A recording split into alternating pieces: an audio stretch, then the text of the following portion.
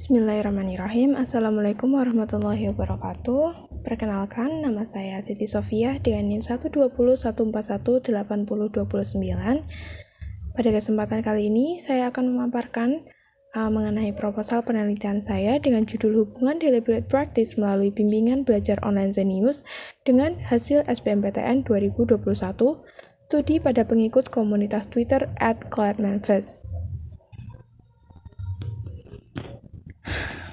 Pada bab pertama, saya akan memaparkan mengenai latar belakang, rumusan masalah, tujuan penelitian, manfaat penelitian, serta batasan istilah pokok. Penelitian ini dilatar belakangi karena persaingan untuk lolos masuk perguruan tinggi itu semakin ketat.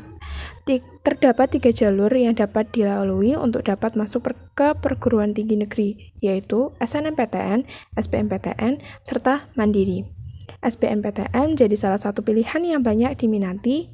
Pada tahun ini tercatat bahwa pendaftar peserta SBMPTN meningkat 10% dari tahun sebelumnya, sehingga persaingan untuk lulus semakin ketat. Selain itu, sulitnya menguasai dan memahami materi membuat rasio kegagalan menjadi sangat besar. Usaha yang besar, persiapan diri yang maksimal diperlukan agar dapat lolos untuk masuk PTN. Banyak cara yang dapat dilakukan sebagai bentuk persiapan diri, yaitu dengan belajar efektif, dan ikut bimbingan belajar menjadi opsi yang dapat dipilih. Saat ini, bimbingan online menjadi sangat populer di kalangan masyarakat. Hal ini karena bimbingan belajar online memiliki banyak kelebihan dalam mendampingi siswa belajar. Zenius merupakan salah satu bentuk bimbingan belajar online. Sebagai bimbingan online live dan interaktif pertama di Indonesia, Zenius telah memiliki banyak pengalaman. Aplikasi ini menggunakan deliberate practice sebagai strategi belajar untuk membantu peserta didik dalam menyiapkan diri untuk melalui ujian UTBK. Erikson mengatakan bahwa metode latihan yang terbukti ampuh dan efektif untuk meningkatkan kemampuan seorang di setiap bidang yang telah dipelajari itu merupakan deliberate practice. Berdasarkan latar belakang yang telah diuraikan, peneliti meyakini untuk mengadakan penelitian yang berjudul Hubungan Deliberate Practice melalui Bimbingan Belajar Online Zenius dengan hasil SBMPTN 2021,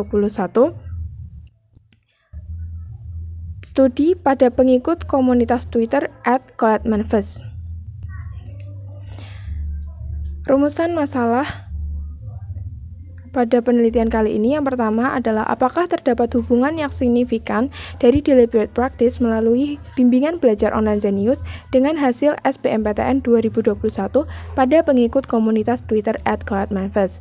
Yang kedua, bagaimana hubungan dari deliberate practice melalui bimbingan belajar online Zenius dengan hasil SBMPTN 2021 pada pengikut komunitas Twitter @coletmanifest. Tujuan penelitian ini yang pertama, untuk membuktikan adanya hubungan antara deliberate practice melalui bimbingan belajar online Zenius dengan hasil SBMPTN 2021 pada pengikut komunitas Twitter @coletmanifest. Yang kedua, yaitu mendapatkan data-data empirik mengenai hubungan antara deliberate practice melalui bimbingan belajar online Zenius dengan hasil SBMPTN 2021 pada pengikut komunitas Twitter @coletmanifest. Adapun manfaat penelitian ini, yang pertama manfaat teoritis, yaitu hasil penelitian ini diharapkan dapat menambah referensi bukti empiris dari penelitian yang serupa, sehingga dapat digunakan sebagai rekomendasi bagi peneliti yang sejenis yang akan dilakukan di masa yang akan datang. Yang kedua, sebagai bahan untuk melakukan kajian dan diskusi mengenai analisis bimbingan belajar online, deliberate practice, dan hasil SBMPTN.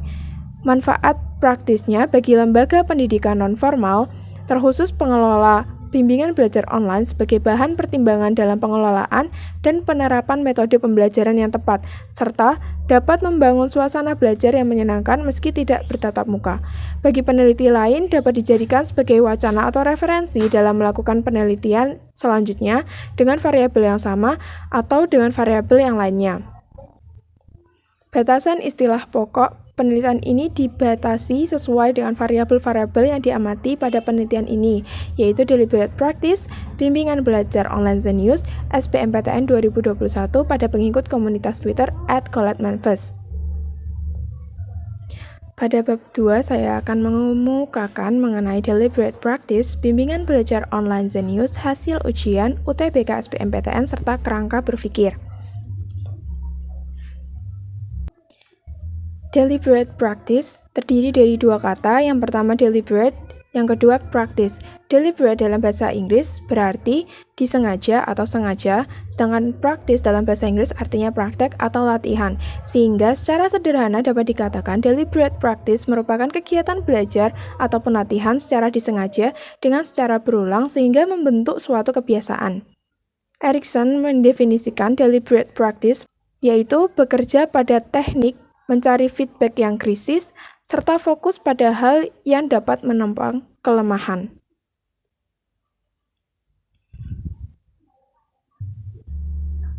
Dasar teori dari deliberate practice, sebelumnya banyak orang berpandangan bahwa faktor yang paling berpengaruh untuk menjadi ahli adalah faktor genetik.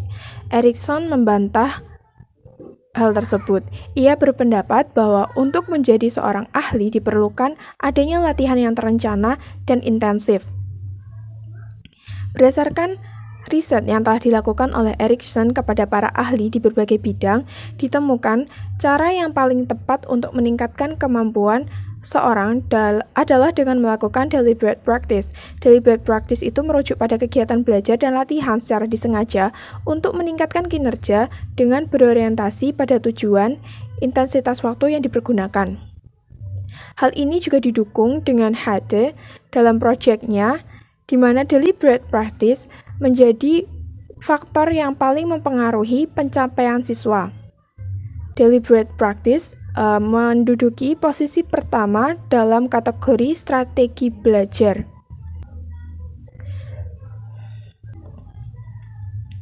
Selanjutnya, karakteristik deliberate practice. Yang pertama, deliberate practice merupakan usaha terfokus yang dirancang dengan tujuan memperbaiki keterampilan. Yang kedua, deliberate practice dilakukan dengan banyak pengulangan, tapi dengan fokus. Yang ketiga, deliberate practice dilakukan dengan mencari umpan balik atau feedback yang tersedia secara terus-menerus. Yang keempat, deliberate practice sulit untuk dipertahankan karena seringkali seorang mudah penat. Yang terakhir, deliberate practice mengubah otak secara fisik.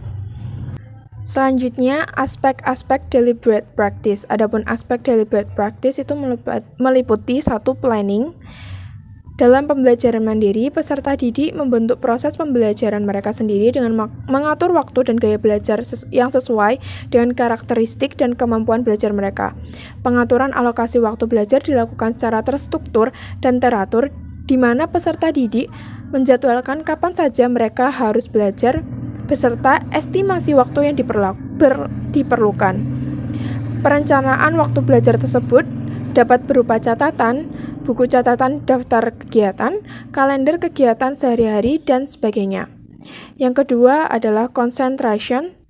Dalam belajar, sebagai persiapan ujian, konsentrasi yang tinggi sangat diperlukan di mana peserta didik secara konsisten fokus dalam belajar dan latihan guna memperoleh pembelajaran yang efektif. Yang ketiga, repetition. Untuk menyiapkan diri dalam ujian atau tes seperti UTBK, peserta didik diharapkan untuk mengulangi materi dengan memahami konsep dasarnya, baik secara mandiri maupun didampingi oleh orang lain, entah itu tutor, teman, maupun orang tua. Yang keempat, self-reflection. Ketika belajar dan berlatih, peserta didik yang ingin mencapai level ahli harus memperoleh umpan balik atau feedback terhadap kemampuan yang mereka miliki untuk memungkinkan mereka melakukan perubahan dan peningkatan. Materi selanjutnya, ciri-ciri deliberate practice. Yang pertama, deliberate practice dalam pelaksanaannya, teknik pelatihan serta cara melakukannya itu telah ditetapkan oleh orang lain yang mana yang paling efektif. Tata cara latihan harus dirancang dan diawasi oleh seorang mentor atau pelatih. Yang kedua, deliberate practice mengharuskan peserta didik untuk terus keluar dari zona nyaman, untuk terus mencoba hal-hal yang berada di luar kemampuannya saat ini. Karena hal itu akan memaksimalkan proses belajar atau latihannya dan umumnya tidak menyenangkan. Deliberate practice yang ketiga, deliberate practice melibatkan tujuan yang telah ditentukan dengan baik dan spesifik, dan seringkali melibatkan target untuk meningkatkan beberapa aspek kinerja. Setelah tujuan keseluruhan ditetapkan, mentor atau pelatih akan mengembangkan rencana untuk membuat serangkaian perubahan kecil yang akan menghasilkan perubahan besar yang diinginkan. Yang keempat, deliberate practice itu disengaja. Artinya, ini membutuhkan perhatian penuh dan tindakan sadar seorang.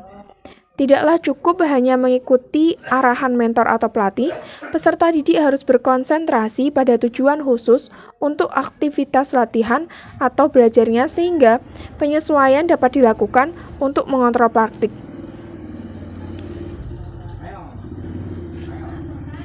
Yang kelima, deliberate practice itu membutuhkan feedback atau umpan balik. Pada awal proses pelatihan, banyak umpan balik akan datang dari mentor atau pelatih yang akan memantau kemajuan, menunjukkan masalah, dan menawarkan cara untuk mengatasi masalah tersebut. Dengan waktu dan pengalaman peserta didik harus belajar untuk memantau diri mereka sendiri, menentukan masalah, dan menyesuaikannya. Pemantauan diri semacam ini itu membutuhkan representasi mental yang efektif. Yang keenam, deliberate practice menghasilkan dan bergantung pada representasi mental yang efektif.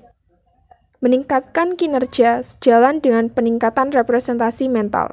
Saat kinerja seorang meningkat, representasi menjadi lebih detail dan efektif, sehingga memungkinkan untuk lebih ditingkatkan lagi. Representasi mental memungkinkan untuk memantau bagaimana seorang melakukannya, baik dalam praktik maupun dalam kinerja aktual. Mereka menunjukkan cara yang benar untuk melakukan sesuatu dan memungkinkan seorang untuk memperhatikan ketika melakukan sesuatu yang salah dan memperbaikinya. Deliberate practice itu selalu melakukan modifikasi keterampilan. Seiring berjalannya waktu, peningkatan langkah demi langkah pada akhirnya akan menghasilkan kinerja ahli. Karena cara keterampilan baru dibangun di atas keterampilan yang sudah ada, penting bagi mentor untuk membekali para pemula dengan keterampilan dasar yang benar untuk meminimalkan kemungkinan peserta didik harus mempelajari kembali keterampilan dasar tersebut ketika di tingkat yang lebih tinggi.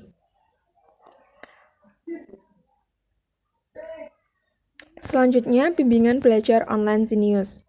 Sebelumnya, Suherman mendefinisikan bahwa bimbingan belajar merupakan suatu proses pemberian bantuan dari guru atau tutor kepada siswa maupun peserta didik dengan cara mengatasi kesulitan belajar yang mungkin dihadapinya, sehingga mencapai hasil belajar yang optimal. Dengan kemajuan teknologi, kini bimbingan belajar tidak hanya dilakukan secara langsung, namun juga dapat dilakukan secara online. Pada bimbingan belajar online, kelas terjadi di dalam grup, aplikasi, online chat. Kompetisi yang terjadi tidak hanya dengan sesama murid di satu kota tertentu, bahkan bisa datang dari manapun. Aplikasi bimbingan belajar online Zenius merupakan salah satu startup dengan platform pendidikan pertama yang beroperasi pada tahun 2004. Aplikasi Zenius Education ini ditujukan agar peserta didik dapat memanfaatkan teknologi yang ada dan tentunya teknologi yang sudah berkembang pesat terutama smartphone sehingga memudahkan mereka untuk belajar yang lebih praktis. Selanjutnya adalah hasil ujian, di mana hasil belajar merupakan suatu perubahan dan pembentukan tingkah laku seorang dalam proses kegiatan belajar mengajar. Perubahan itu dinamakan keluaran atau output dari berbagai masukan yang berupa informasi. Adapun faktor-faktor yang mempengaruhi hasil belajar yaitu dari diri sendiri, dari lingkungan keluarga, serta dari lingkungan masyarakat. Selanjutnya UTBK SBMPTN. SBMPTN merupakan seleksi penerimaan mahasiswa baru dengan menggunakan hasil UTBK dan kriteria lain yang telah ditetapkan oleh PTN. Selanjutnya adalah kerangka berpikir. Terdapat 5 indikator dalam deliberate practice, yang pertama, praktis tersebut didesain secara khusus untuk meningkatkan performance. Yang kedua, aktivitas latihan itu bisa diulang berkali-kali. Yang ketiga, ada feedback. Yang keempat, membutuhkan mental yang tinggi. Yang kelima, aktivitas deliberate practice itu tidak begitu menyenangkan. Hal yang menentukan bahwa peranan bimbingan belajar yang baik akan membantu siswa lulus seleksi masuk PTN tidak lepas dari masukan, proses, serta keluaran.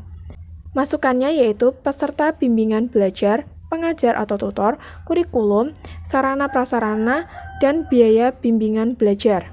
Prosesnya yaitu KBM, latihan soal, dan penilaian. Yang mana tingginya persaingan untuk masuk PTN, maka dari itu para peserta didik diharapkan dapat mengikuti seluruh rangkaian proses yang telah tersedia dalam aplikasi Zenius Education. Keluarannya yaitu ujian. Tujuan para peserta didik mengikuti bimbingan belajar pastinya untuk dapat masuk ke PTN yang telah diimpikan. Oleh sebab itu, dengan adanya lembaga bimbingan belajar diharapkan prestasi belajar peserta didik akan semakin baik, yang mana artinya menunjukkan hasil ujian yang baik pula.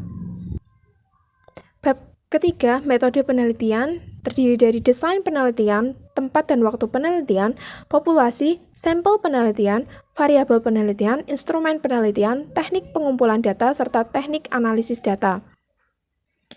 Pada desain penelitian ini menggunakan desain penelitian kuantitatif dengan menggunakan pendekatan korelasional. Jenis penelitian ini dipilih untuk menjelaskan ada atau tidaknya hubungan antara deliberate practice dengan hasil SBMPTN 2021 pada pengikut komunitas Twitter @ColetManifest. Dalam penelitian ini terdapat 2 variabel penelitian, yakni deliberate practice sebagai variabel bebas dan hasil ujian, di mana hal ini berarti hasil SBMPTN sebagai variabel terikat. Indikator-indikator variabel tersebut akan dikembangkan menjadi butir-butir pernyataan yang dituangkan dalam kuesioner dengan menggunakan skala Likert. Selanjutnya, data yang telah diperoleh akan dianalisis dengan menggunakan program statistik. Kemudian, data tersebut akan diuji dengan menggunakan formula product moment untuk mengetahui besaran koefisien korelasinya dan menentukan signifikan tidaknya hubungan antara kedua variabel. Selanjutnya, tempat dan waktu penelitian. Penelitian ini akan dilaksanakan melalui jejaring media sosial Twitter, dikarenakan pengguna Twitter pada kuartal 2 tahun 2020 telah mengalami peningkatan hingga 30%. Twitter juga digunakan sebagai salah satu media ekspresi yang menunjukkan respon masyarakat terhadap kegiatan pendidikan. Berdasarkan penelitian yang telah dilakukan oleh Permatasari, di mana akun Twitter ColetManifest adalah aktor yang berperan sebagai influencer dan mempunyai pengaruh terbesar pada setiap user yang mengunggah cuitan terkait pendidikan daring. Waktu penelitian dilaksanakan pada tanggal 1 Agustus 2021 sampai 31 Oktober 2021. Pengambilan data akan dilaksanakan pada tanggal 1 sampai 30 September 2021 melalui jejaring media sosial Twitter. Menyesuaikan. Populasi pada penelitian ini adalah warga belajar Zenius yang mengikuti komunitas @ColetManifest di Twitter dan telah mengikuti tes SBMPTN 2021. Sampel penelitian ini berdasarkan rumus yang tertera, apabila populasi 70, maka sampel dari populasi tertentu dengan taraf kesalahan 5% adalah 58 pengikut komunitas Twitter @ColetManifest yang mengikuti bimbel online Zenius dan telah mengikuti SBMPTN. Variabel pada penelitian ini yang pertama adalah deliberate practice sebagai variabel X dan hasil ujian sebagai variabel Y. Dalam penelitian ini, alat pengumpulan data yang digunakan adalah non-test, yakni berupa angket atau kuesioner. Butir-butir pernyataan dalam angket dikembangkan berdasarkan atas teori deliberate practice yang relevan dengan masing-masing variabel penelitian. Teknik pengumpulan data menggunakan studi dokumen. Dokumen artinya bahan-bahan tertulis, dalam hal ini untuk mempelajari dan menganalisis mengenai fitur dan layanan yang tersedia dalam aplikasi bimbingan online Zenius, serta dokumen-dokumen pendukung lainnya. Yang kedua, pengisian kuesioner atau angket. Untuk mengetahui hubungan deliberate practice dengan hasil ujian SBMPTN sebagai alat evaluasi digunakan angket atau kuesioner. Jenis angket atau kuesioner pada penelitian ini adalah kuesioner tertutup atau kuesioner terstruktur. Dalam penelitian ini, instrumen kuesioner menggunakan skala Likert menggunakan skala 1 sampai 5. Selanjutnya adalah teknik analisis data. Yang pertama, analisis statistik deskriptif dengan rumus presentasi skor dalam persen sama dengan jumlah skor responden dibagi jumlah skor jawaban ideal dikali 100%, sehingga menghasilkan beberapa kategori skor pada setiap variabel. Yang pertama ada pada interval 84-100% dikatakan sangat tinggi, 68-83% tinggi, 52-67% artinya sedang, 36-51% artinya rendah, sedangkan 20-35% artinya sangat rendah. Yang selanjutnya, analisis inferensial. Yang pertama, uji normalitas. Pengujian dilakukan dengan menggunakan uji statistik non-parametrik Kolmogorov-Smirnov. Kriteria pengujian yang digunakan adalah apabila signifikansi untuk uji dua sisi hasil perhitungan lebih besar dari 0,05 berarti berdistribusi normal. Yang kedua, uji linearitas. Kriteria pengujian yang digunakan adalah apabila nilai signifikansi lebih kecil dari 0,05 berarti terdapat hubungan yang linear. Yang selanjutnya, uji heteroskedastisitas. Mendeteksi heteroskedastisitas pada penelitian ini dilakukan dengan menggunakan uji Glasser. Kriteria pengujian yang digunakan adalah apabila probabilitas signifikansi lebih besar dari 0,05 berarti model regresi tidak mengandung adanya heteroskedastisitas. Yang terakhir, uji hipotesis. Untuk pengujian hipotesis menggunakan bantuan software komputer program SPSS, analisis ini dimaksudkan untuk menguji hipotesis hubungan deliberate practice melalui bimbingan belajar online Zenius dengan hasil ujian SBMPTN 2021, studi pada pengikut komunitas Twitter @coletmanfest. Sekian pemaparan proposal penelitian saya. Mohon maaf apabila ada salah-salah kata. Wassalamualaikum warahmatullahi wabarakatuh.